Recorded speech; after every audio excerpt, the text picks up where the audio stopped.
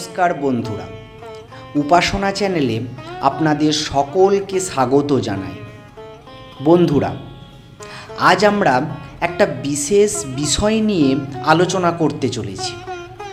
বিষয়টি হলো, ইষ্ট মূর্তি ধ্যান করতে গেলে যদি অন্য দেবদেবীর মূর্তি আমাদের মনের মধ্যে আসে, তখন আমরা কি করব?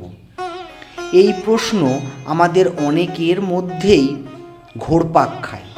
অনেকেই বলেন, ধ্যান করতে বসলেই নিজের ইষ্ট মূর্তির বদলে অন্য দেবদেবীর মূর্তি চোখের সামনে ভেসে ওঠে, তখন কি করব? এই নিয়েই আজ আমরা আলোচনা করব।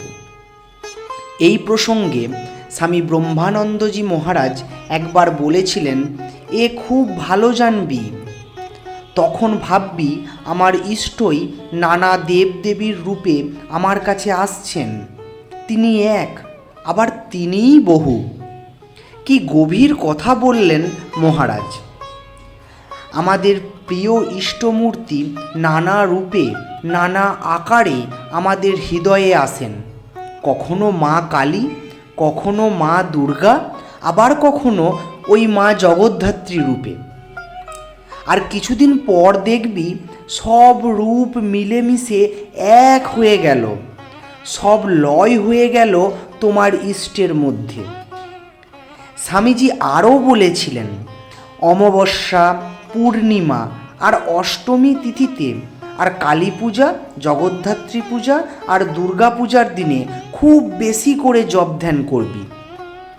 ওই সময় সকল স্ত্রীলোককে মাতৃবৎ দেখবি। আর কারোর কাছে কথা দিয়ে থাকলে সেই কথা রাখবি। যদি রাখতে না পারিস, বলবি চেষ্টা করব। এই তো প্রকৃত সাধনার পথ, ভক্তি, শুদ্ধতা আর আন্তরিকতা। ইষ্ট দেবতা ধ্যানে যদি বহু রূপে আসে, তাহলে জানবি তোমার মন একই ধরেছে, যে এক রূপে অনন্ত। তিনি এক, তবুও তিনি সর্বত্র। তাই ধ্যান করো প্রেম দিয়ে, বিশ্বাস দিয়ে। শেষে দেখবে তোমার ইষ্টের মধ্যেই সমগ্র জগতের ঈশ্বর প্রকাশিত। বন্ধুরা, আজকের এই ভিডিওটি আশা করি আপনাদের সকলের কাজে আসবে এবং এই ভিডিওটি আপনাদের সকলের ভালো লেগেছে। এই রকম ভিডিও যদি আপনাদের আরও শুনতে ইচ্ছা করে এবং দেখতে ইচ্ছা করে, তাহলে আমাদের চ্যানেলের সঙ্গে থাকবেন। আবারও দেখা হবে নতুন কোনো ভিডিওটিতে। প্রণাম ঠাকুর, প্রণাম মা, প্রণাম স্বামীজি।